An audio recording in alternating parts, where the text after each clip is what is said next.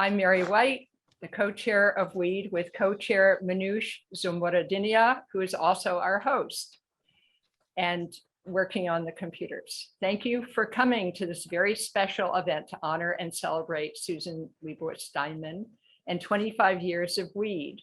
It's quite remarkable that a volunteer collective of women, visual artists, writers, art historians, researchers, and scientists have come along for 25 years. And so this is both the beginning and the ending of one, 25, and the beginning of the next. We'll start with the land acknowledgements for the people who came before us. WEAD's office sits in the territory of the Huichol, the ancestral and unceded land of the Chochenyo speaking Ohlone people, the successors of the sovereign Verona Band of Alameda County, and near some of the largest shell mounds in the Bay Area. This land was and continues to be of great importance to the Muwekma Ohlone tribe and other familiar descendants of the Verona Band. We recognize the Muwekma Ohlone tribe, which is now campaigning to become federally recognized, the Association of the Ramaytush Ohlone, and the Segura Land Trust and the Confederate Villages of Vietnam. We also are Susan will be speaking from the land of the Southern Pomo Grayton Rancheria. So a little Zoom housekeeping to start. We're recording this presentation, so please keep your audio muted and if there's extra noise, the host may mute you. If you have any questions during the presentation, please put them in the chat. And then after Susan's presentation, we'll start a question and answer session on another recording. One other thing, we'd like to give a couple of announcements now. We have the one of our exhibitions, From Extraction to Restoration, Art on the Edge, From Extraction to Restoration and Regeneration, is at the Peninsula Art Museum till January 8th. And we hope you can visit or see some of the recordings of the artists we're presenting there. I'd like to introduce our team. Manoush, who's both our co-chair of WEAD and our host. Christina, co-host and secretary, Jane Chin Davidson, who will be working on the magazine editorial committee, and all the rest of the hardworking board members. If you are, just give a wave right now. At this point, if you'd like, put your own land acknowledgement in the chat. So Manoush is going to talk for a couple of moments about our vision and our fundraising campaign. Manoush. Yeah. Hello, everybody. Thank you so much for being here in such a great Sunday evening. So good to see many people here. I know a lot of faces.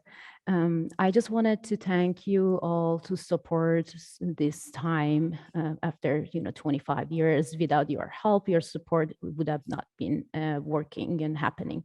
So please continue support WEAD, because we have been really right now in a trouble, because we want to really keep the archive. It's been 25 years working and gathering all this information from all women, eco-feminists that have been activists working for so long. And it's time to save that, directory. So we really, with your help, that's how we can continue and give, just have the all volunteer board members to keep moving, and so we can continue to survive. So please continue helping us and support us. Thank you, Mary. All right, now I'd like to introduce Vice Chair Sharon Siskin and one of the first early board members, Sharon, who will introduce Susan.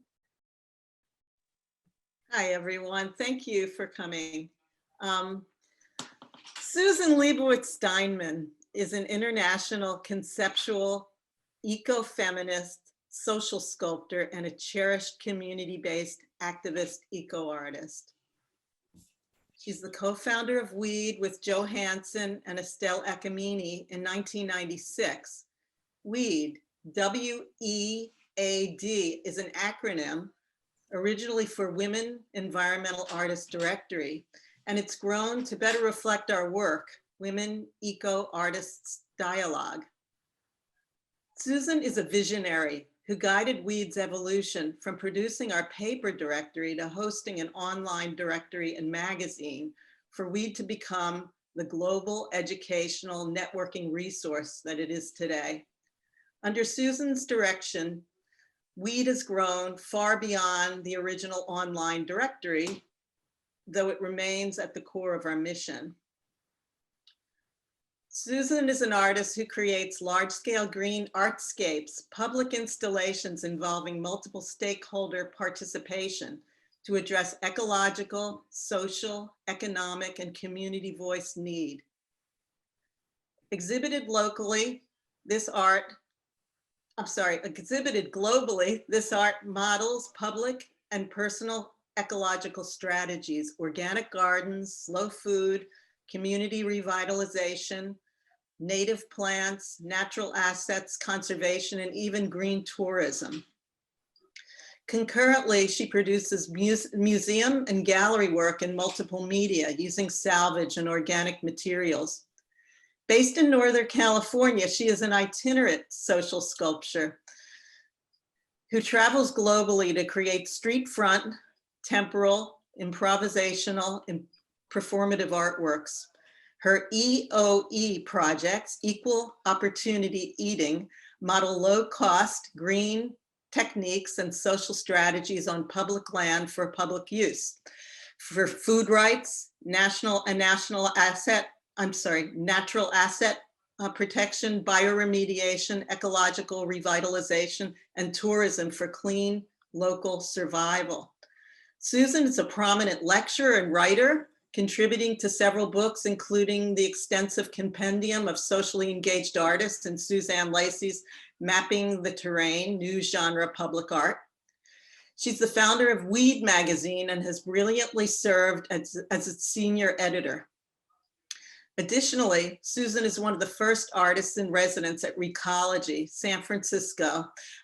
It's also known as the San Francisco Dump, where she created a 3-acre sculpture park. She was the National Park Service Rivers and Trails Art and Community Landscapes Artist in Residence for the Pacific Northwest, a recipient of the San Francisco Patro Nuevo Fund Prize. She exhibited her work at the U.S. Department of Interior Museum in Washington, D.C. She received the Northern California Women's Caucus for Art Lifetime Achievement Award in 2011, and she's taught at San Francisco State Universities at Cal State Monterey and Cal State East Bay. And she holds a Master of Fine Arts with high distinction in sculpture from California College of the Arts. Currently, her studio is in Healdsburg, California, where she creates unique watercolors of environmental issues, especially loss of habitat symbolized by birds and global warming. I've been honored to be one of WEAD's first board members since 1997. And it's my sincere honor to have this fortunate opportunity to introduce my dear friend and WEAD co-conspirator, Susan Leibovitz Steinman. Thank you.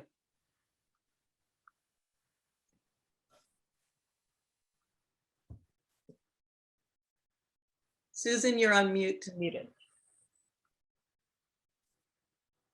Excuse me. When Sharon told me what she was going to say, I said I didn't need to talk after that. She hit all the Why bases. can't I hear Susan? Can you hear me? Yes? I can hear you. You Okay. sound great. Okay. What was I going to say? It's a kind of funny story, you know, like to have to give a talk on what you remember from 25 years ago when you're old. You know, it's like you don't remember it all. And then you wait for someone else to correct you because some of it goes into mythological landscapes and might not necessarily be the truth, but what we end up with. So I apologize if any of you know that I got a date wrong or a name wrong or anything like that, because I believe I did it.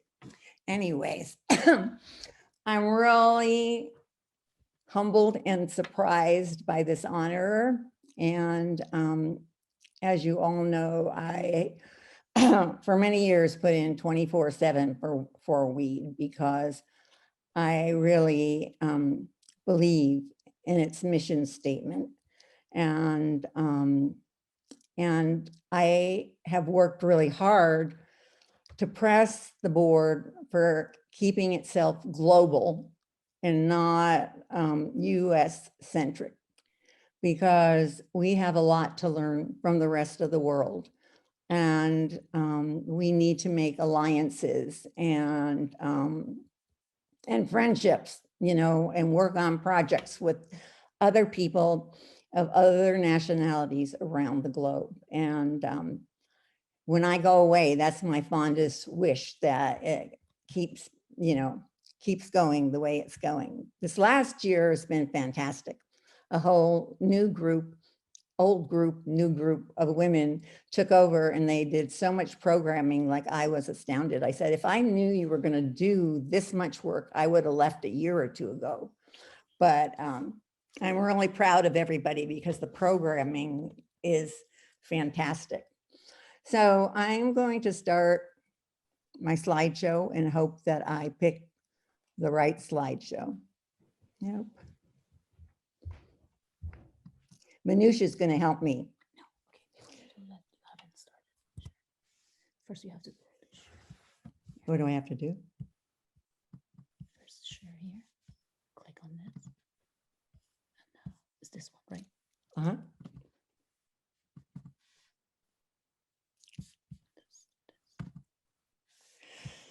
And let's click on.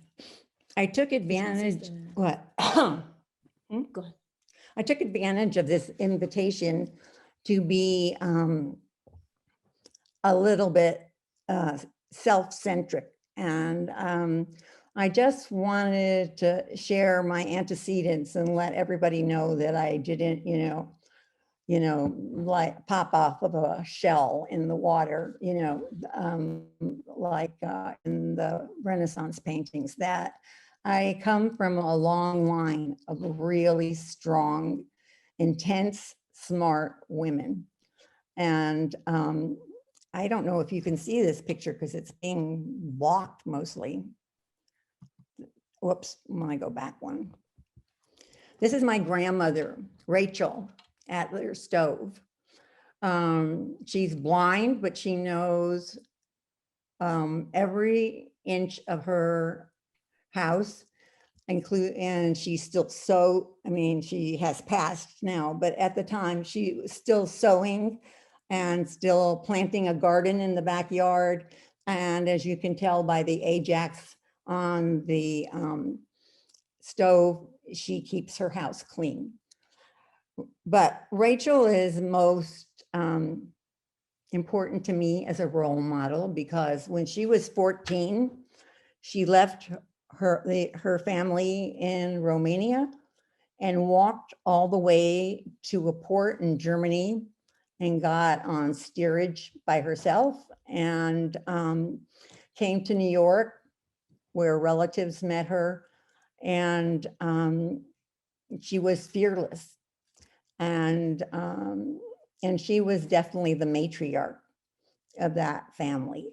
And but when I would go to visit her, even though she was like in her late 80s, she was current on the news. She watched the TV news. She couldn't read papers anymore. And she wanted to know what I felt about, this political action or that political action. And she wanted to know what was going on in the world. She never isolated herself, despite, losing her vision. And I always think that, I should, be thankful that I am Rachel's granddaughter. I should say that I have to give my sister Annie credit for the family photos. That's why they look so good. We have when you have your own photographer in the family, you don't get bad pictures. So I was born a feminist, and my first collective was the family.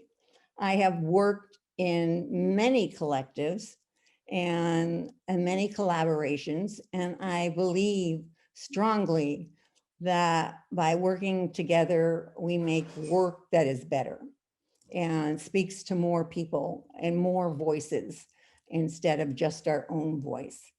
And this has been one of the strategies in my entire life as an artist.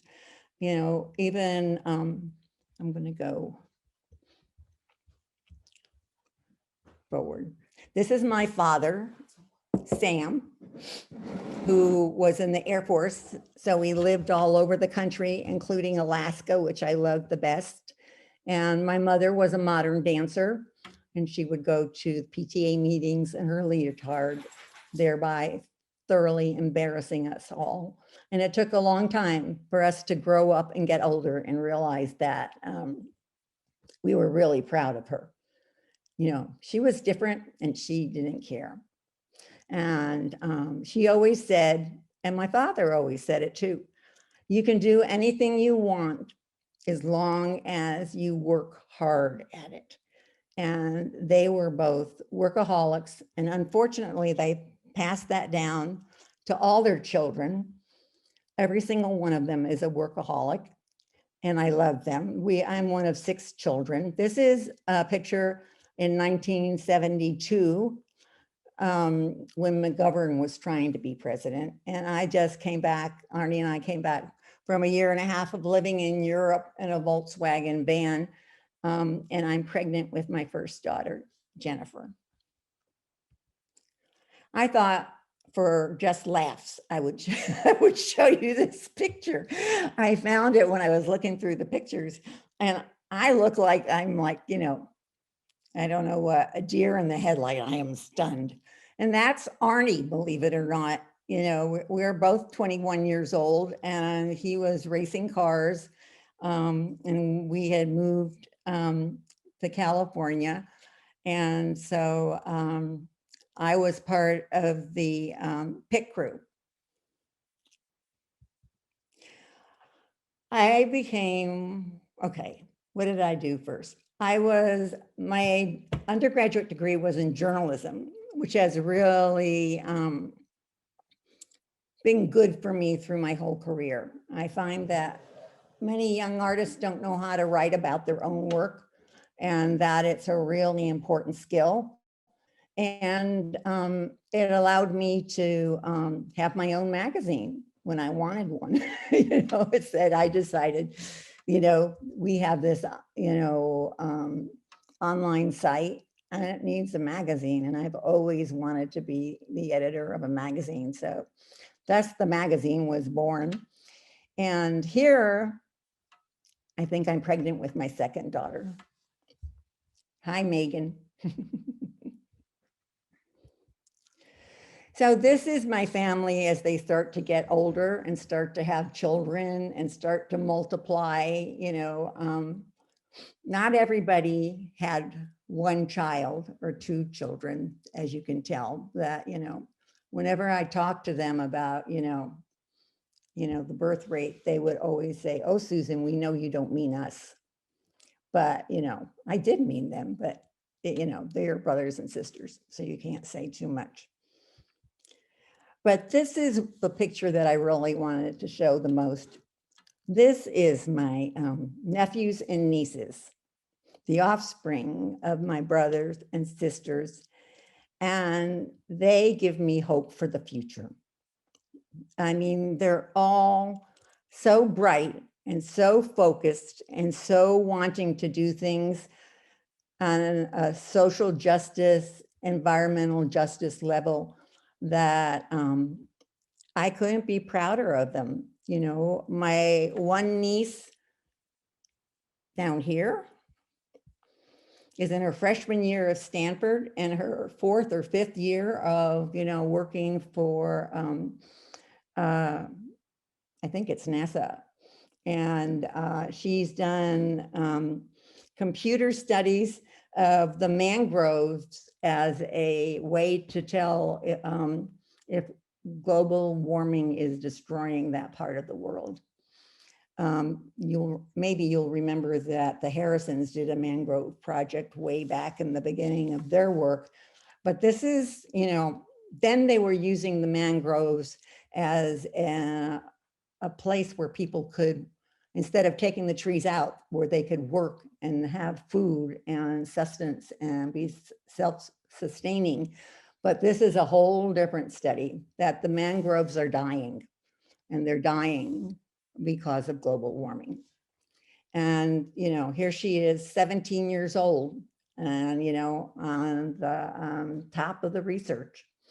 And my daughter, I'm going to say Jennifer, is a documentary filmmaker, and my daughter Megan is a nonprofit museum director, and now is going to be the director of a artist residency in upstate New York, which has very forward-looking political plans for the kind of work that they're going to do. And this is my niece, Steffi. Whoops, I went back. And she's in WEAD. She's already become an environmental artist, and she's doing fantastic work. And this is, I'm not going to tell you everybody, but this is Rachel, who's been writing these amazing articles on the environment and communities' interaction with their environment. Starting off with one that she had I guess a senior year in Nepal, and she wrote these incredible articles on Nepal. And then, this is the last one I'll talk about. This is my niece, Beth, who I adore, who gathers seaweed in the Pacific Ocean up in Mendocino and cooks up meals for a local organic restaurant with the seaweed and the things that she grows in her garden. So there's so many bad things happening in the world today, but I think if you look at what some of the younger people are doing and what kind of impact we hopefully maybe even just a teeny bit had on that world that they're entering and that they know about, because we as artists have, shown them or talked to them about what we're doing, and then they went off to do their own work. And yeah, the world might get better instead of worse. So now I'm going to talk about WEAD and how Joe and Estelle and I founded it in 1995. It was really Joe's idea. And when she got an idea, you couldn't go against it. I mean, you just got swept into it. And Estelle and I had both been residents at the they changed their name from NorCal to Recovery, the San Francisco dump. And she was getting tired of everyone asking her for names of artists for eco art shows, which was just starting to happen. It was just starting to be a thing. And so we decided collectively between the three of us that we would create a tool rather than for people to use on their own. And that's what WEAD is. It's a resource and it's a tool. So I've just, put this in there because I feel like it's really important to know what we were thinking about when we set up WEAD.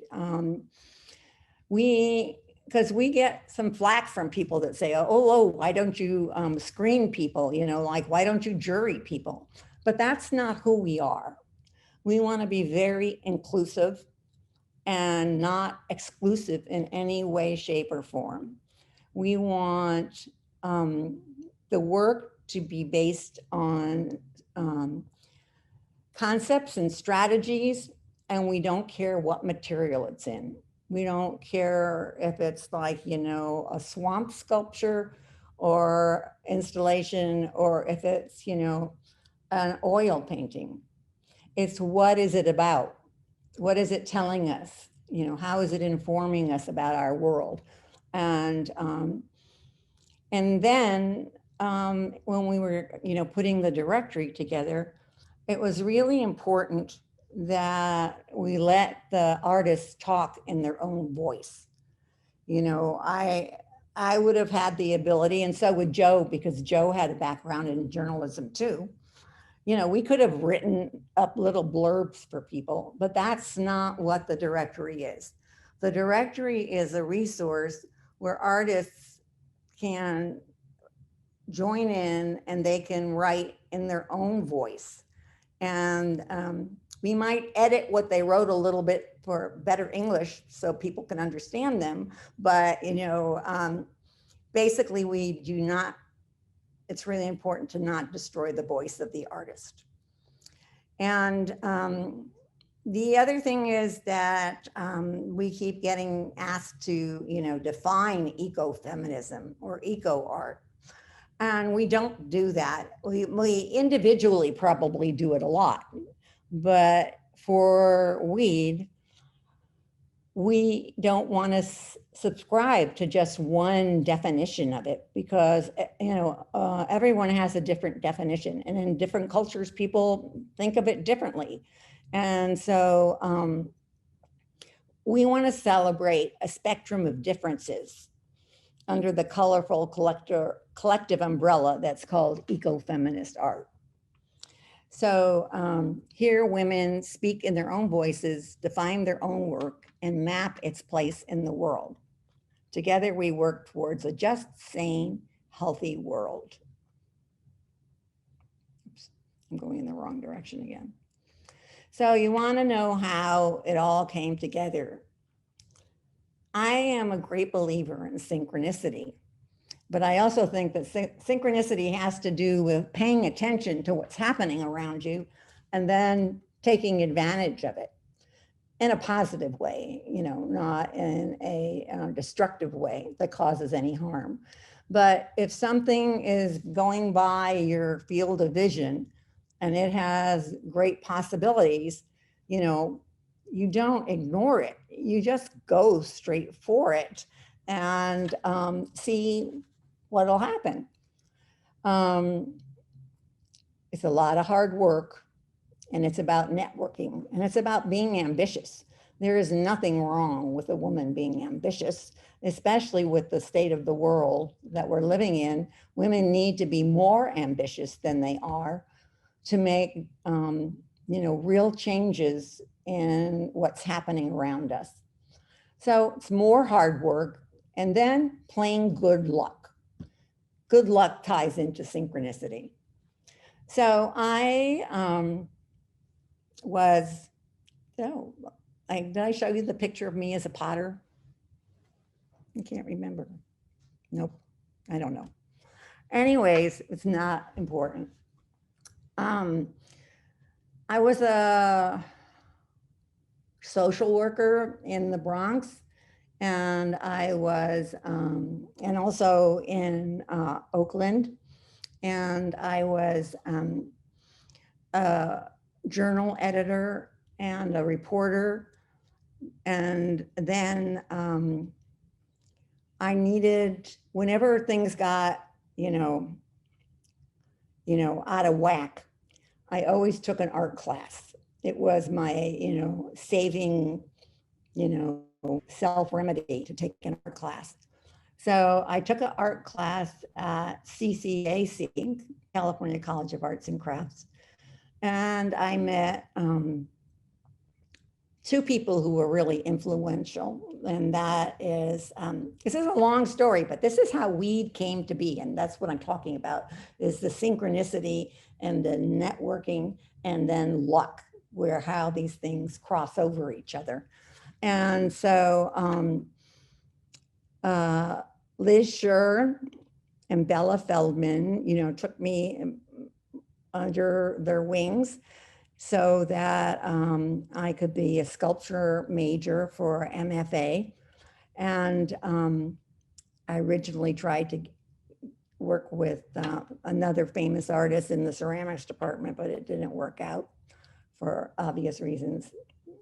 I'm a strong speaking woman, and this other person was a strong speaking woman, so we clashed a little bit.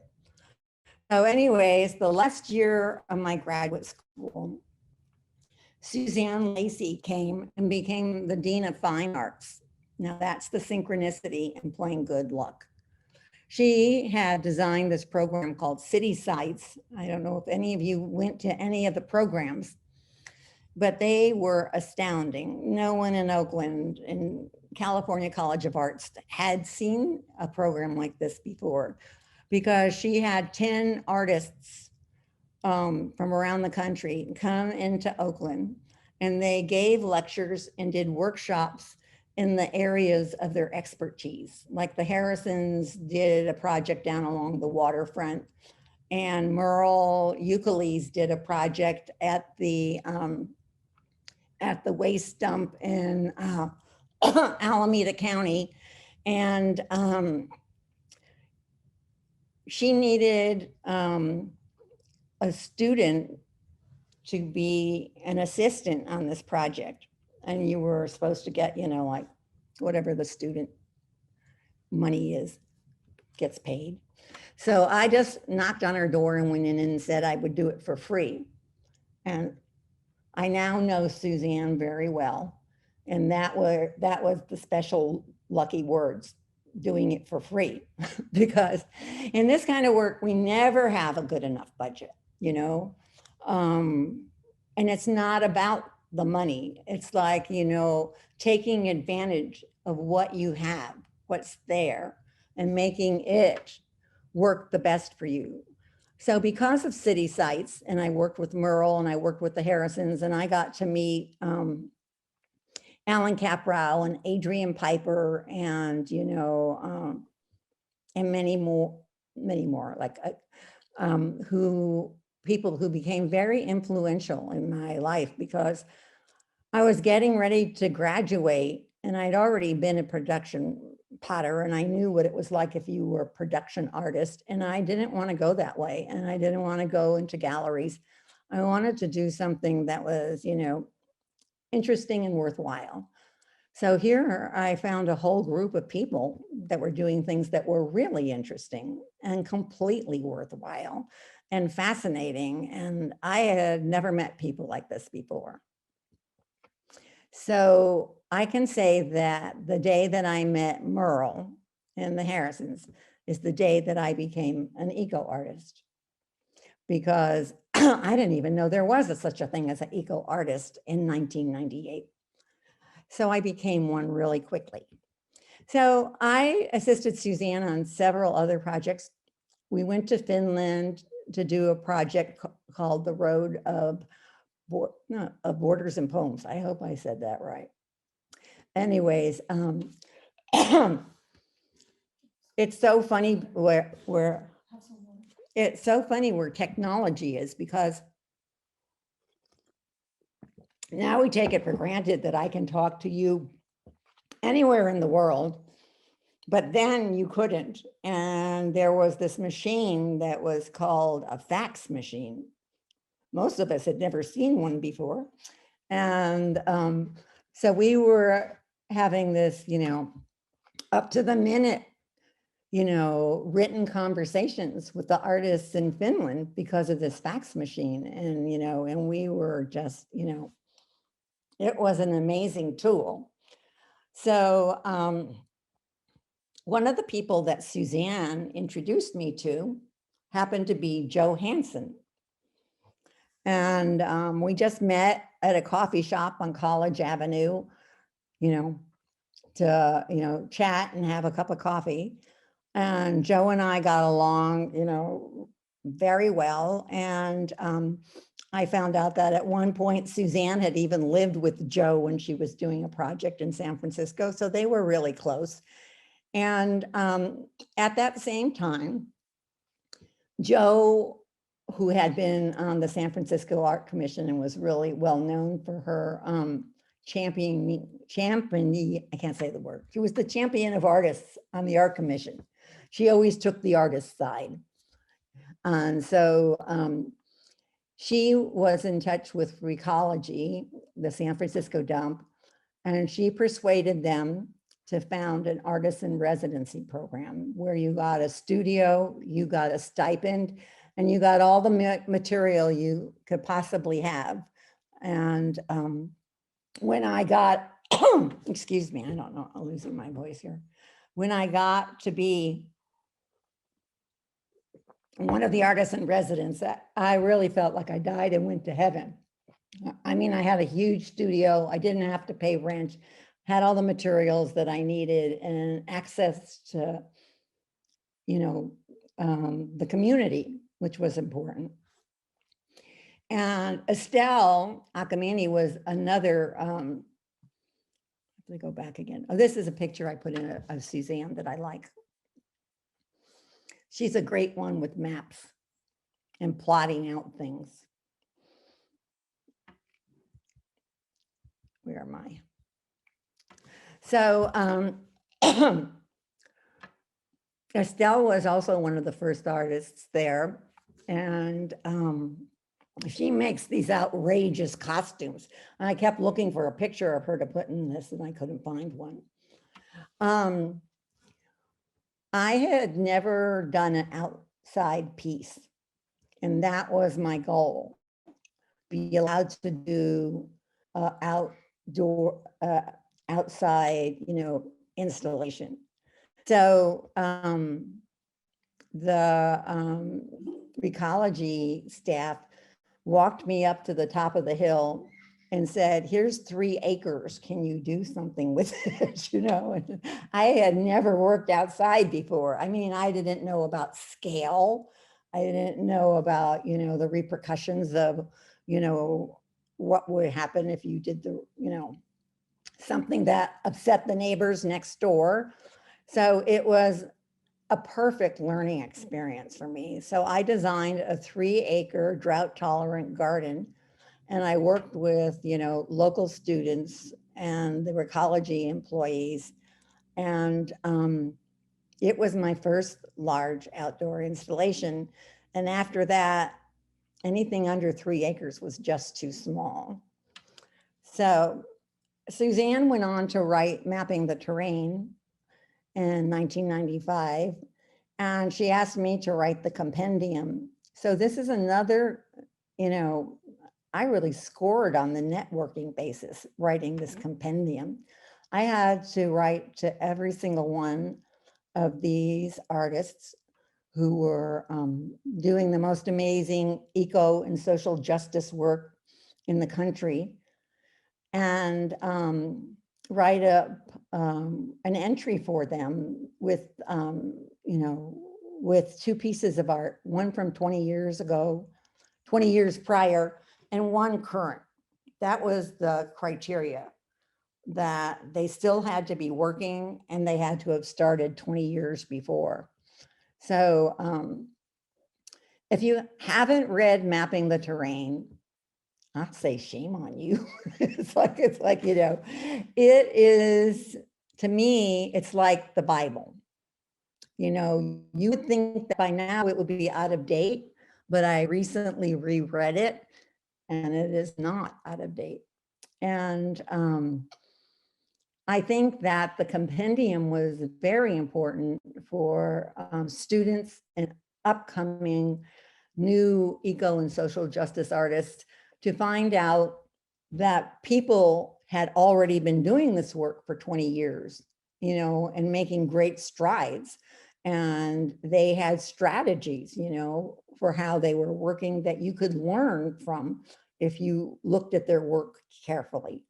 So to me, it was, you know, the best postgraduate education I could have gotten anywhere. And so where else did I put here? So, oops. I So Joe was invited to set up a possible exhibit at the Northern WCA conference at the San Francisco Art Institute. And rather than do that, we designed something that was similar to one of Suzanne Lacey's design. And that is, we did an Eagle Artist Town Hall style program where we, the artists all sat in a big circle. And then we had pre-selected, I don't know how many of them, and gotten slides, their work. And they were supposed to speak for 3 minutes, not more, and not describe their slides. The slides were just going around and around in a slide carousel. Remember those? I still have a bunch if you want one. So I haven't gotten rid of them. But, and that's where we premiered our first directory, which we put together by networking. We got 100 artists. We did it all cut and paste and ran it off on a Xerox machine. And we didn't charge anyone any money for it or any money for being in it. And so I don't know how we thought we were gonna like survive at this rate, but that was, you know, Joe and Suzanne had a similar philosophy, which I came to admire, is that when you're doing work for someone, especially if it's a community in need, you don't ask them for money. You find money and you bring it into that community, because the reason that they have, one of the reasons they have problems and that they're suffering is because they don't have money and they don't have access to the information that's necessary for them to be able, you know, to do their work on a higher level. So anyways, that was how we started off. And what happened is that when Estelle found out, Estelle was great, but when she found out that we were going to like go under really fast, she said, I'm going to retire myself. And then in 1996, we created the first board. And here we are 25 years later. This is Suzanne in front of a big yellow map that she's all about urban planning. And this is Joe, who is very famous for sweeping the sidewalks of San Francisco, especially in front of her house. This is a very famous photograph. And you see, I never knew how old Joe was. It was kind of a joke, you know. She would never tell anyone how old she was. But when she died, I was asked to write her obituary. And I had to ask her children, like, when was she born? You know, I didn't know. And we were all shocked when we found out how old she was, because she was, you know, she was a live wire. And she was our spiritual guide, you know. She really brought the spiritualness into the directory. She felt like, you know, the world is all connected and we're all part of the world. And anyways, so I was the practical one and she was the spiritual one. And this is a really nice picture that I took of her before she died. So these are the founding board members for our first board: Judith Blankman, Linda Fries, Susan Plum, Sharon Siskin, who's still here, Andre Singer Thompson, who just left in January, Sally Weir, and Mary White, who is here today, you know, as the co-head of WEAD. These are all the people who have been on the board in the last 25 years. And then I just put the current board in red so you could see who's on the current board.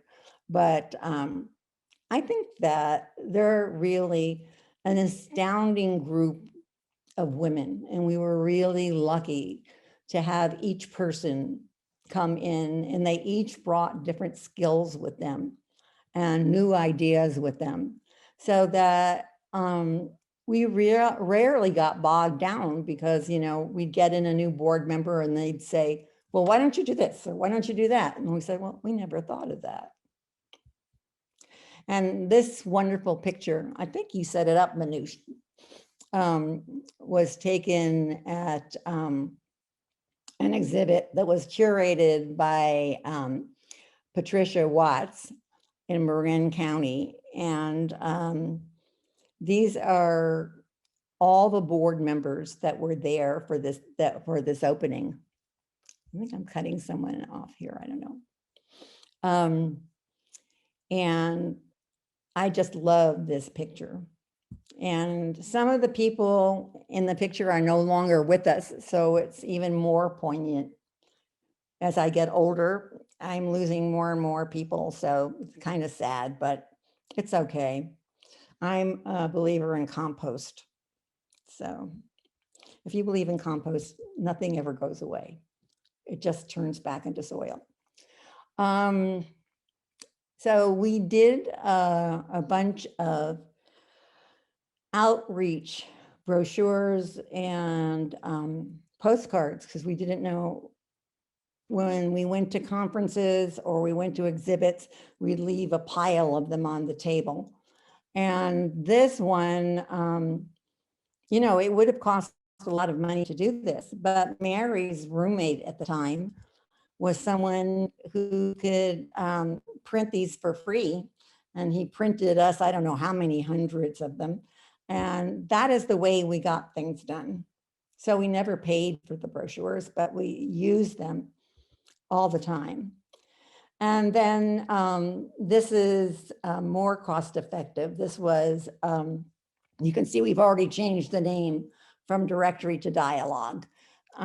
This is a postcard, the front and the back of it, that we took with us to like the CAA conference in New York or Los Angeles, and you know, and just passed the word around of what WEAD was. And here's a couple of postcards of shows we did. And this one was one of my favorites. It was one of the first ones that we ever did. That was a symposium. But we invited too many people to talk. It was like, we had done all this networking to get all these great people, you know, to talk, you know, who were in the area, like, you know, Bonnie Shirk and other people. And it was like, you know, it was like the presenters talking to the presenters, because we had invited so many people. But it turned out to be, you know, a really great program that way, you know, really great, you know, brainstorming kind of program. And so that's why I really love this program, for like, you know, this is when you don't understand that you're not supposed to have, you know, 5 panels with 5 people on each panel. You know, it doesn't work. And this is another one of our earlier cards that was announcing the magazine. So this is the show, that one of the shows that was really beautiful. And that's Manoush's work on the cover. And Patricia Watts curated it, called Beyond Landscape. And I didn't take the time to show you slides of all the work in the show, because it's online. And if you're interested, you definitely should go look at it, because the work is phenomenal. And then I put this picture of Andre Singer Thompson in, because she looks so great in the picture. And she's really one of my dearest friends. And she was on the original board. And, you know, and she worked so hard every year. And every year she was telling me, I'm going to retire. I'm going to retire. And I said, you cannot retire until I do. You must stay on the board. So, but she finally retired last December. And she has a lot of Joe's spirit inside of her. I wanted to give a pat on the back to Judith Blinkman because she's the website maven. It was critical after publishing on paper. We realized that not only was it expensive to publish on paper, but we didn't have any mechanism for distribution. And that was really expensive, distribution. And so this was a whole new world of publishing for us. And so Judith was the first person on the board who knew how to build a website. Now we have more people like Manoush who know how to do it.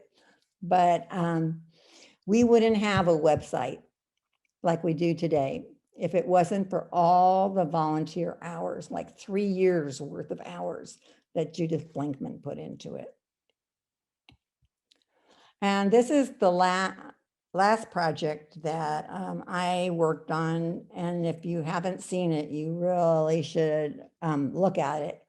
It was, I was invited by this nonprofit organization, and I never remember their name completely. It's the Committee or Council for Sustainable Practice in the Arts. And they publish these issues of their full color magazine. And they invite other groups to take over the issue. So we did an issue called Lamentation of WEAD artists. And it is like, I don't know, I don't think, if I hold this up, Manoush, can they see it? You want to do it? No, we can do it. Just right I can do it. How? Yeah. Just hold it to the camera. See? But look, all the pages. We wish we could afford the graphic. This is Ruth Wallen's work, which is wonderful with forests. And this is my work. And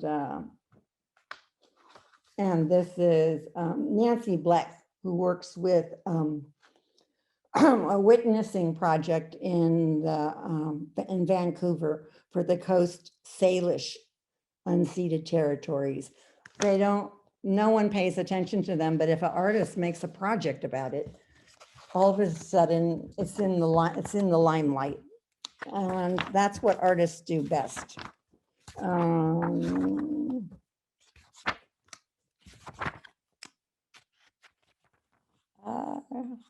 This is Betsy Damon.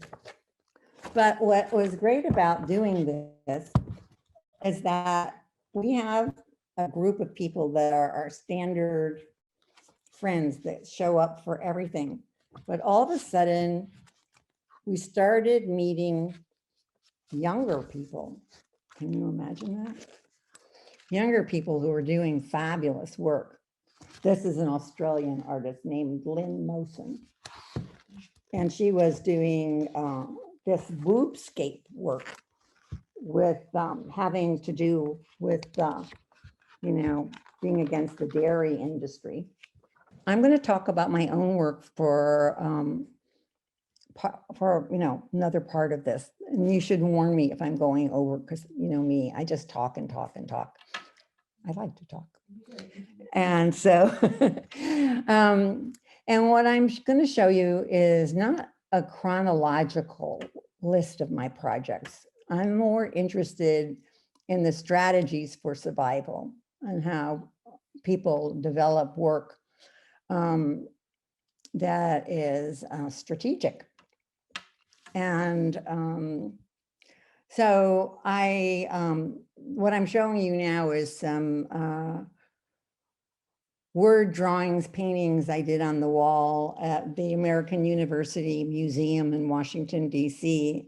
I also did it in Cincinnati at the Contemporary Art Museum in Cincinnati. I don't think that's its official name. So this is what I'm talking about, is that the work has to have an intent and a responsibility. And that I believe that all art is functional. It's transformative and it's about contemplation so that you can see something that you wouldn't normally see. And eco art is not land art. It's art for the land and site specific, community specific. I'm reading my own stuff here. So my art is common sense, pragmatic, and doable. And I don't consider it a success unless it's copied.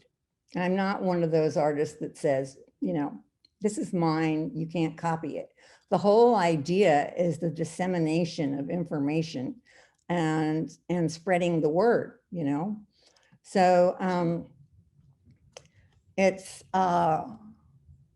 so I have this Tom Sawyer's fence theory of public art. I like to do it, if I could do it in the middle of the road, I would do it in the middle of the road, but usually I use medium strips in the land next to the road. I invite everyone in the community to the table, and then even if it's hard work, you have to make it fun. It has to have a high visibility and stay open to possibilities, good science, good art, and a shared purpose, and beauty counts. And eco renewal, economic is equal to economic renewal, is equal to hope, is equal to survival in the best sense. So I like that, I call it the Tom Sawyer's theory of art. So good eco and social justice art comes from good science. If you use bad science, you know, no one's going to believe a word you say. So these are the kinds of, you know, scientific strategies that I use that come from the permaculture world. And it, you know, you can read it yourself, but I'll read it. It's reuse, recycle, you conserve water, you conserve the topsoil, and you add to the health of the topsoil. And these are permaculture strategies. And bioremediation, compost, raised beds, regeneration, native plants, and no toxins. So this is a project that I did in Arlington, Virginia, that was called a straw bale farm. I was really interested in it, that if people didn't have a yard, a real yard with healthy soil that they could plant in, I had read online that you could plant in straw bales. And I said, oh, this is a really good sculpture material. So I did this project where it, go back, it looks like a garden snake, a garter snake. And these are all the, below it is all the vegetables that grew there. And I gave the garden to people who, I found out that there was a waiting list for the community garden. So I called the people on the waiting list and I said, you want to have this garden, which is only for one season, to work on?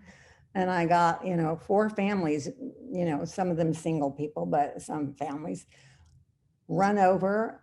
We chopped up the bales so that they each had, you know, their own turf to plant. And it was a very successful, I keep saying I'm going to put straw bales in my yard, but I haven't done it yet.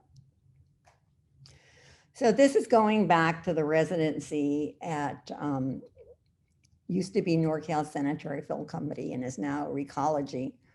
And I call it citizen artists, that artists are a citizen of their community, of their world, and they can make really strong contributions to it. On the upper left is the pit where all the garbage from San Francisco gets dumped. And then there's these big water spraying things that wet it all down, and these, you know, bulldozers that go over it to compact it. And then it gets put on trucks and driven out to far out in Alameda County and put in landfill, which sounds ridiculous, but that there's no landfill left in San Francisco. And as far as I know, they are still doing that today, but I think it's a good project. Sharon, maybe you and I should take it up to get them to stop doing that. But anyways, this is on the upper right picture. I'm talking to one of the guys that works there. And it was really fun because their idea of an artist coming in there, they hated the idea. They said, like, an artist, like, what can an artist do here? And artists are snooty, and artists will take up our time when we don't have enough time to do our work as it is. And instead, I made some really good friends, and they would ask me what I was looking for. And then the next morning when I came back to the studio, I'd find all these little gifts that they left me. You know, they liked the treasure hunt too. So I designed, this is the 3-acre garden, and all this rubble is from the earthquake that struck San Francisco in the East Bay, and it all got hauled out to the rubble yard next door to Sanitary Fill Company, and I had access to it. So with the help of the crew there, I built this mountain, and I went away one day and they had just piled it up. And then I said, no, look in the background, because you see right there in the background, see that mountain? That's San Bruno Mountain. And it's home to endangered butterflies. And I was told I could make this garden as long as I didn't attract any endangered butterflies or other bugs. And under my breath, I said, I hope I attract them all. But, you know, so we had a good time because we were using this mountain as the model for that mountain. And then we did an experiential project with local high school students. They worked with their teacher, and they got to do, you know, sanctioned graffiti in the cement sidewalk on their hopes and dreams for the future. And then it got painted blue, and then it got planted. And that's what it looks like. So my metaphors that I work with are the garden, the river, the apple, and the Pentagon. The Pentagon is a really important shape in nature. And the more I looked up about it and studied it, the more entranced and enamored I became, because I've done several projects with apples. And as the bottom right picture shows, if you slice an apple through its equator, it has a pentagon shape with 5 seeds, and every one of those seeds is genetically unique. So one apple could lead to 5 to 15 unique trees, instead of them being cloned. Because a normal way that an apple orchard is run is that they clone the trees. And so, which takes more pesticides and everything. So I did a lot of projects where I collected apple seeds, and over here on the bottom left, you can see that we grew apple trees from the seeds. So I probably should be talking a little faster. How am I doing time-wise? Should I not worry? Yeah, just do whatever you want. Okay.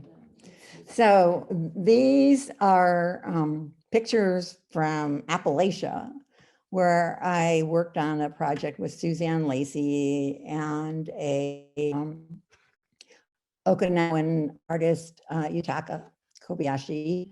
And the feminist strategies are based on collaboration, issue specific. You invite everyone to the table, but you also invite local expertise, and you honor local stories. And the community is your client, and you share ownership, and it's a performative process. which it took me a long time to realize that all the work was performative. In the left side are the people hanging out at the union office, and on the right side is the Ladies Garden Club. They're very important women. So this is my first apple orchard. It was on Market Street, just a couple of blocks from Joe's house, and she used to love to come and visit there.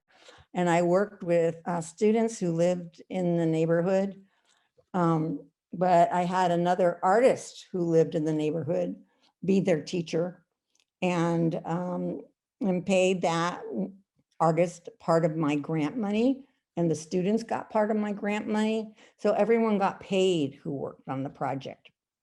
They're not saying they got paid, you know, big bucks, but everybody's work got acknowledged financially. So, and this was my first introduction to rare apple trees that are grown from the seeds of, you know, disappearing strains of apple. And this is under the freeway abutment where the freeway fell down. I was like, you know, into all these, you know, sites that were ruined by the earthquake. So I was invited by Tricia Watts, because she was the curator at the time at the Sonoma County Museum in Santa Rosa. And she was putting together a show on food. So I did my second apple orchard where we had an apple tasting here. And we collected apples from private growers and people who specialized in rare apples, and everyone got to taste all the different kind of apples. And we collected all the seeds and we gave them to the students at the Santa Rosa Community College, who have a farm near Santa Rosa, and they propagated the trees. These you see on the lower left are all the baby trees. And what you see on the top is the pentagon, echoing the pentagon inside the apple. And those 5 trees are what you call, not study trees, but they're the commercial trees. And then all around them were planted the wild apple trees. This is what it looks like when it looks so pretty like that. Anyways, it also looks okay like this, but you can see the apples are actually coming out on the trees. It's very exciting. So going backwards in time, this is the second largest project I ever did, the Mandela Artscape in Oakland. It was a neighborhood that was ruined by the freeway going through it. And people in the community had fought against the freeway going there to begin with. And then the earthquake took the freeway down, and they marched straight up to the president's office and said, "You're not putting the freeway back there. It's just not going, because it you know, economically and ecologically ruined our neighborhood." And they had garnered enough political support that the freeway, the new freeway, now goes around the neighborhood. And so I knew and they knew it was going to be years before they saw anything happen on this piece of land. So I said, can I do a project here that's beneficial to the neighborhood? And I went to a lot of church meetings and school meetings, and I had the support of a couple of, you know, influential community members who really wanted to see it happen. And so this was my design, which is like, you know, another river, but this, the best thing about it is that Caltrans gave me, it's on Caltrans land. So Caltrans gave me access to their, it's not a junkyard, but it's where they put everything that they're done using. And I got to pick whatever I wanted from the junkyard. And then they used their big trucks, you know, with the cranes and brought that to me and just plopped them down like these trellis shapes in the top here that you see. Those are freeway exit signs. See, there's one with the sign on it. And these were water pipes. And these were, you know, huge pieces of wood. I don't know what they use them for.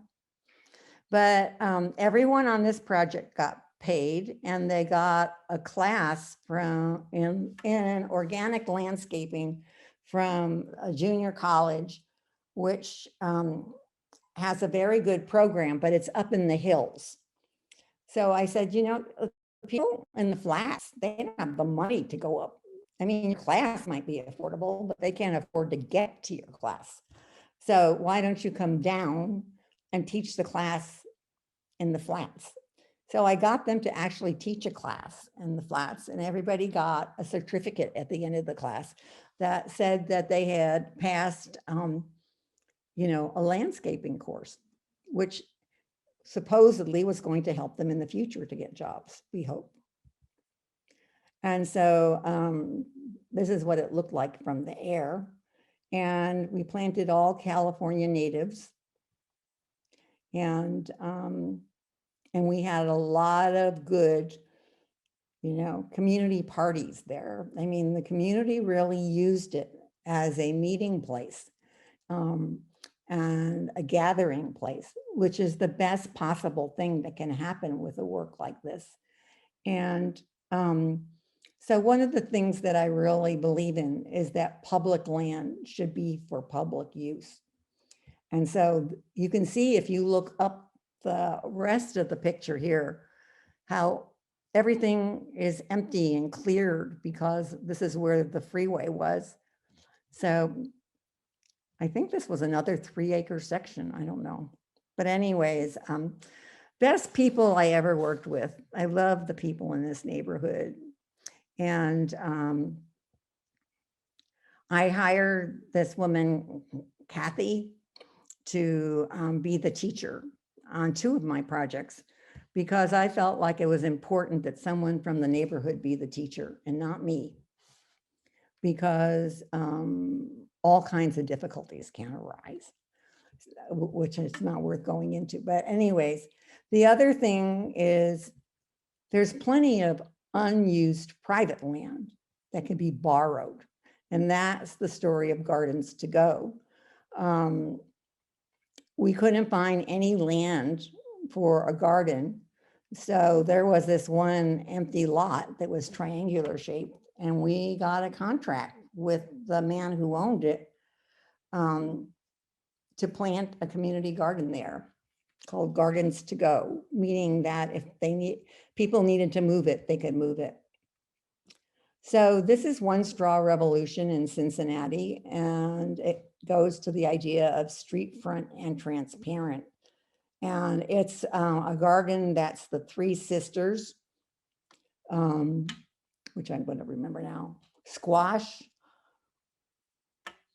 and somebody here help me, squash, beans, and Corn.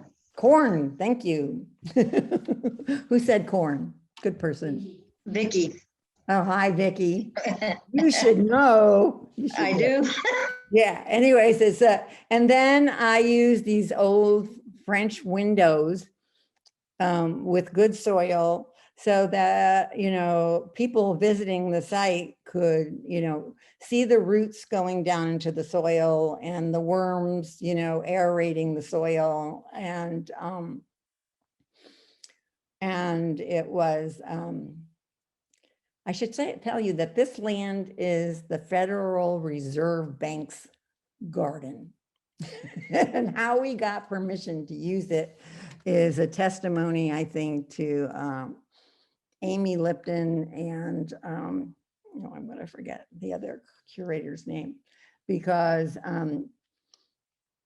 they asked for permission for me to put a garden, and it's very sterile garden, you know, like it's a really, you know, like 1950s, 60s garden. And I worked with community garden groups and school groups to plant these. And when the food was harvested, it went to the food co-op. So this is urban defense in Philadelphia, where I was again on my Pentagon thing. And I felt like a urban garden was the new Pentagon, that that all of urban areas needed trees and gardens. And again, it was, windows and doors, and working with young students from the environmental architecture program at the Philadelphia School, who were wonderful. This one woman went on to start her own nonprofit residency after she worked on this project.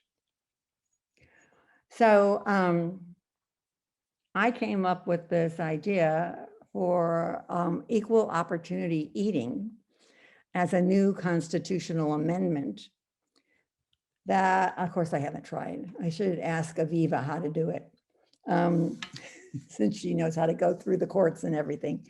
That everyone has the right to eat and have easy access to a local balanced diet.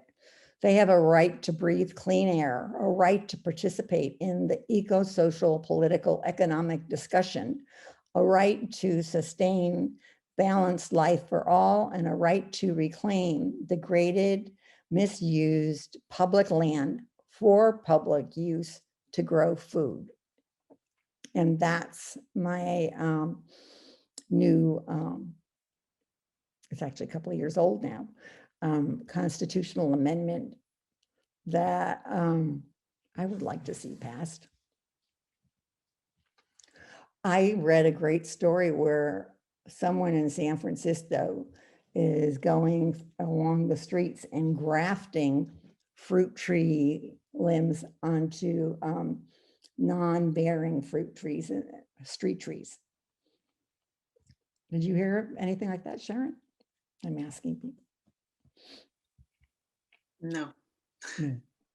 Because I want to go do that. Vicky Jo, you should go do that. I read the article too. It was so cool. I was hoping I thought of it, but I didn't. I tried to plant apple trees as street trees in San Francisco, but they told me it was too messy.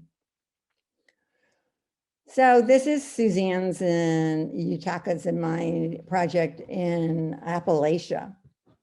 And it's about reconnecting wildlife corridors that have been isolated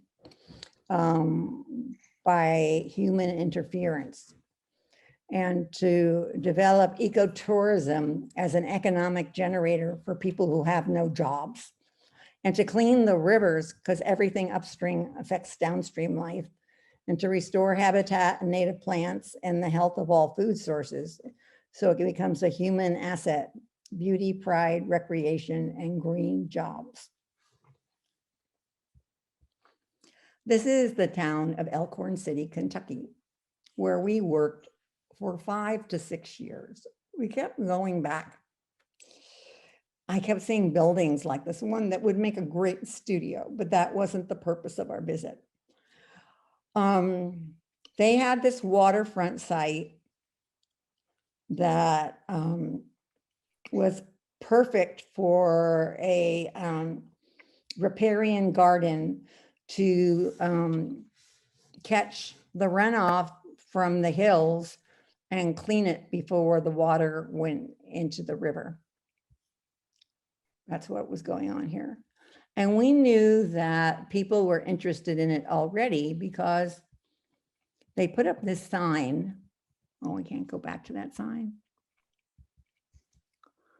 Anyways, they put up a sign with all the birds that should be, nesting there. Only none of them were nesting there because there wasn't any habitat for any birds.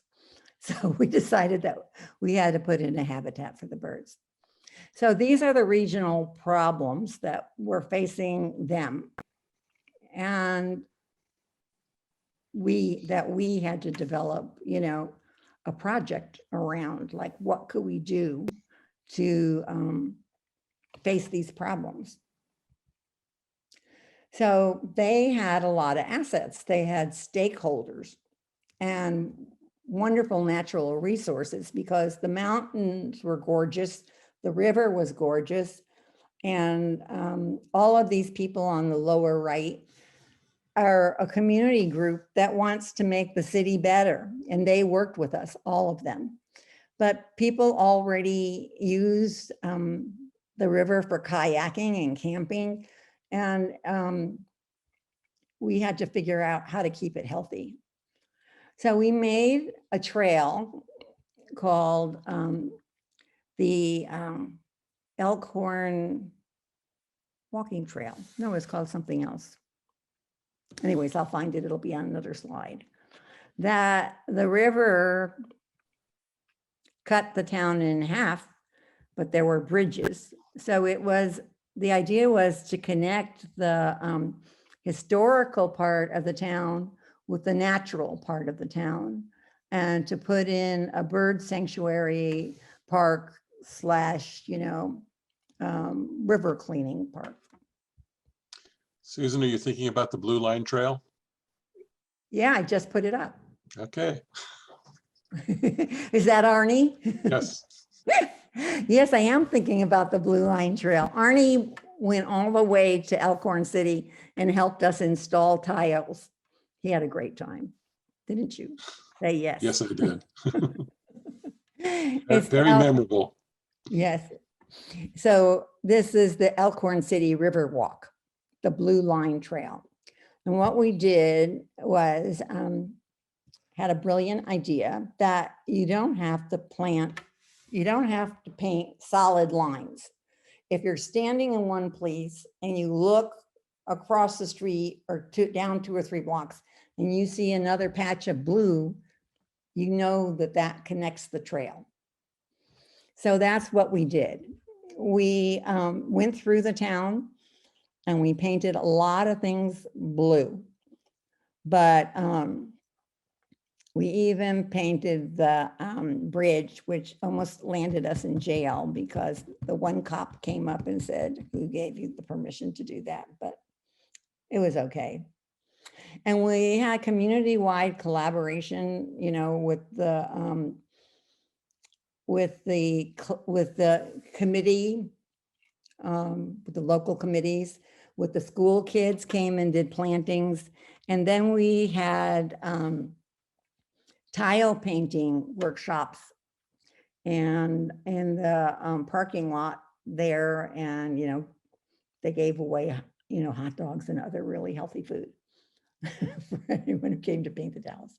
This is what this building looked like when we got permission to paint it. I don't think the owner knew we were going to do blue. So is this the same thing? Yeah. So, and students came from Suzanne's classes at Otis College, and they painted these wonderful murals based on photographs from the historical organization. And so that upper right-hand one is this woman in the red slacks. She's that little girl in that picture.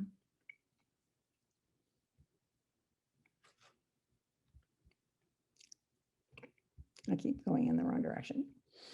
So this is the tile mural that went up, and you know, they asked for a mural and they asked for a riverside park, and you know, Suzanne goes, "I don't do murals," and I go like, "It's okay, I do murals." You know, it's like, you know, 18 years doing ceramics, you know, and the whole thing about doing one of these kinds of tiles is that you have to make everybody look good. You know, a lot of people complain about this kind of work because they say, "Oh, it looks, you know, trashy. It's not, you know, aesthetically pleasing." But we had a design going into it, and where I made these connective river tiles, you know, in Oakland and brought them with me. And all the tiles have to do with the natural and cultural history of the area. So it was called the Heritage Quilt Mural. And there it is. So we did a riparian native garden, and it cleans the storm runoff before it goes into the river. And we planted stuff everywhere. So I love this thing that the Otis students did underneath the bridge. It's based on a local folk saying, and it says, "The rivers make the mountains and the mountains make the people." So, What year is this? oh, good question.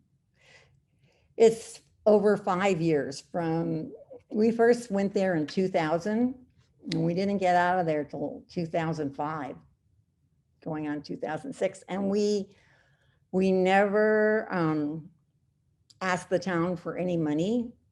You know, we applied for grants outside of the town, and but we did ask them to help us in kind. So that really works well, because people want to be a part of something, and it gives them the opportunity to be a part of something. And so like the local hardware store actually gave us an open account for, you know, for like, you know, for screws and drills and to borrow and stuff like that. You know, that was actually more money than he thought it would be that he was giving us. And so this is what we developed with a really good graphic artist for making a brochure. Because we stayed in this park where there were, you know, those wall racks that are all full of brochures. Go see this mountain, go see this park, go see this farm, go fishing here, go hiking here. And I told Suzanne, you know what's wrong with this town? It doesn't have a brochure, and it has to have one. So Suzanne agreed, and we made a brochure to explain to people in a way that I thought was really nice, you know, that like it's, if you coming to this town expecting, you know, a merry-go-round or, you know, like an exciting mountain ride, you've come to the wrong place. That this is a place where we say adventure where nature meets culture, you know, that there's kayaking and there's hiking. And we highlighted our trail that you could hike around the town on the trail. And I don't think you can tell, but this, you know, it folds in half and then folds in quarters. So it could fit into that rack up at the park so that people could take it and they would know what to expect if they went down to Elkhorn City. So actually, we all fell in love with the people in Elkhorn City. And Suzanne kept looking for houses to buy along the river because they were so cheap. She led them astray because they thought she was going to move in, but needless to say, she didn't. So, but it was cool to look, you know, it was fun. Okay, so this might be the last one. This is in Germany, Hamburg, Germany, where I was invited to come for 3 weeks to work with the people in a community garden who had invited immigrants who had moved to Hamburg to come work in their community garden, and they could never make it comfortable enough for them to show up at the community garden. So I met with them and I said, you can't expect people to come to you. You have to go to the people. And that's just the way it is when you're trying to do, outreach, consciousness raising, environmental education, whatever. You have to go where the people are. You can't expect them to come to you because no one will show up. So the train station is like, a really prominent thing, right in the middle of the city. And there were all these raised beds that were ugly. They were dried out, not planted, not pretty. And so by being a visiting artist, see, this is where being a visiting artist is helpful. The people who lived there would never get permission for this. But because I was a visiting artist from the United States, I got permission to plant in the raised bed planters at the train station and to do a project there. And, and everyone was astounded that they gave me permission. And I said, well, don't worry about it. You're the ones who have to plan it, So it's like, this is how I do my projects. I sit in bed and I figure out what could happen and where I need to find materials and where I have to find people and, and how it's, how I think it's going to work out. And then a lot of stuff on there doesn't ever work out, but this is the way I start the thinking process. So we did a pop-up garden that was an invitation to everyone who lived in the town, and especially to the immigrants that lived in they were mostly Turkish. And I found out, I was embarrassed because I found out that they'd been living there for 10, 20 years. I thought that they came in, last week. And, but the women and men who ran the community garden still called them immigrants. I don't know what they had to do to qualify to be, native people in Hamburg, but, anyways, that was their problem. So I got all these plastic containers that everyone would shake their heads at. And just to show that you could plant in any size container anywhere you have good soil and access to some sunshine. And then this sign over here says, hello, everybody. This garden is, da, da, da, da, da. I don't know that much German. Arnie, you can translate it for me. It says, you're welcome to harvest the plants. Nope. Thank you. Yeah, I'm sorry, I can't give you an exact translation. Okay, I don't know why. So we did a performance called Setting the Table because I was given this space along one of the canals, and it was called Gardens for All and Kitchen Diplomacy, because all the important decisions in the world happened at the kitchen table. Everybody knows that. Women know that. So, and I just love that word for, in German for kitchen table diplomacy. I can't pronounce it, but I loved it.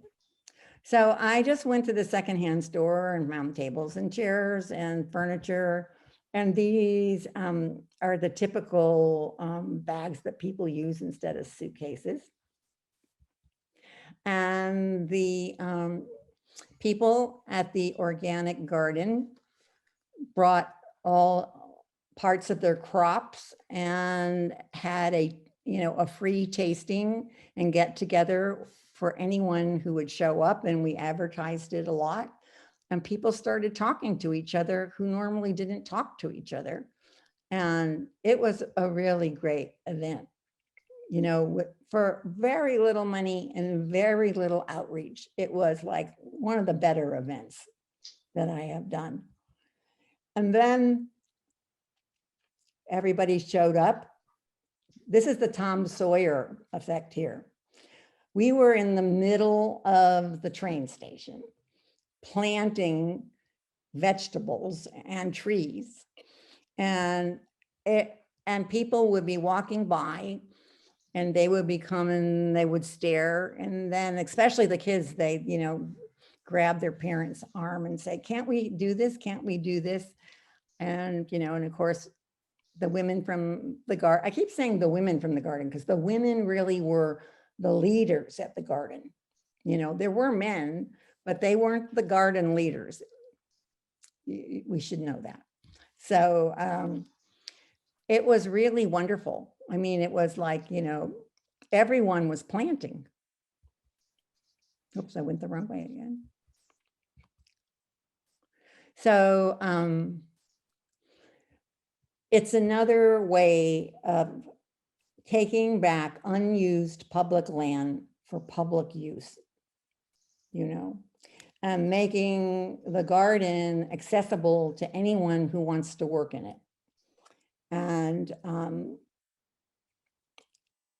And for only being there 3 weeks, I felt like I'd really started the ball rolling, and I went away happy, knowing that the people there were going to take it and run with it and make it their own.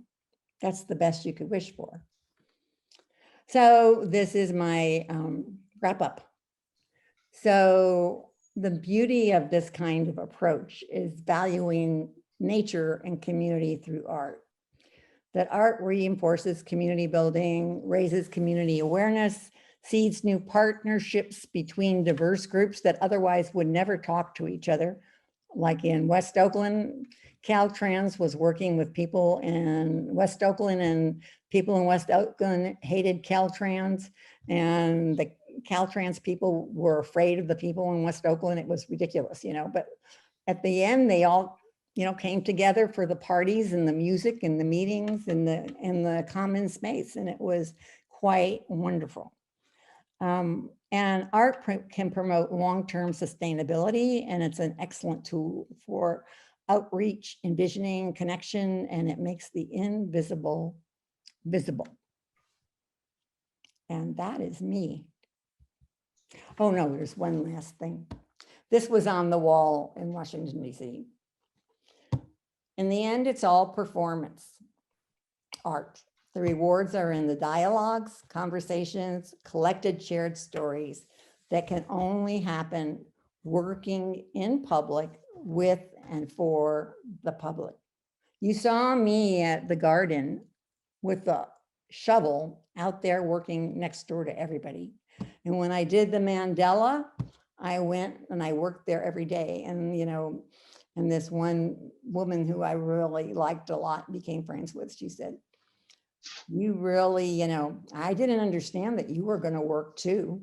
And I said, of course I'm going to work too. It's like, you know, our project, all of us. And she was like, she was really shocked that like, I just wasn't going to stand there and point my finger. So anyways, great stories, great conversations. And one of these days I'll write it all down if I can still remember them. That's the point. Okay, anybody have any questions? I should probably, you know, Thank you so much, Susan. Thank you. We will be taking questions, and we already have some in the chat. I see some really great questions. okay. But I want to take a moment here and just thank you so much for doing this, because this history is so important. And I myself am a feminist art historian of performance art. And I mean, honestly, this is like, you never get to hear this kind of amazing storytelling, but it's not really storytelling. It's actual real results that you have, you know, completed with all these different communities. And it's just been incredible. And I've been such an admirer of your work for so long as a historian. I've used WEAD, as you know, I've used WEAD magazine in my research and published, citing from WEAD a lot, and you and Estelle and Joe Hanson's. Environmental performances have become the model for what art can achieve as a social practice. And most importantly, though, the long-running feminist coalition that you three started, the Eco Artist Dialogue, is really, really extraordinary. And usually we think of, talk about history, but we usually think of feminist art movements as from the bygone past. But WEAD today is going so strong because this amazing, vibrant group of activist volunteers. And so their work has only increased in importance because, we all experience climate change, wildfires, and all that these disasters close to home. So this call today for support, for joining in this collective through financial participation, spreading the word about Eco Artist Dialogue helps to better serve the expanding global activism of artists that WEAD supports. And so I just want to give a shout out before going into questions with Susan. Your contribution today will continue the work of this great organization. And again, I want to express great gratitude to Susan, not only for creating WEAD, but for her strength and perseverance in keeping this going and keeping it vital. And I'm going to hand that over to the next person talking about the questions, taking on the questions. Thank you, Jane. I look forward to working with you in the future. Oh, right? me too. Yes, it's on our schedule, isn't it? Yes.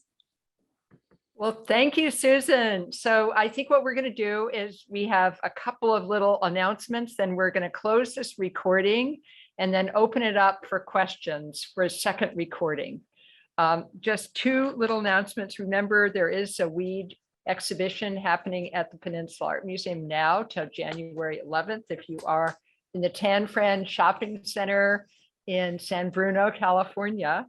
And another announcement is for that many educators and people here who might know younger people who are interested. We're looking for 2 new members of our board, one to work on membership engagement and to really learn about all the members, and the other to work on the website as the legacy and taking on what Judith Blankman started. So if you're a good WordPress person or a young person who's interested in WordPress and wanting to help us upgrade our website, that would be, send them over to think about becoming a board member or even just volunteering. So now what we'll do is we'll close this recording. And thank you, Susan, again, for a precious and very historically important set of stories and legacy. And then we'll start right up again. Those of you who have questions, please put your questions in the chat, and then all the board members help.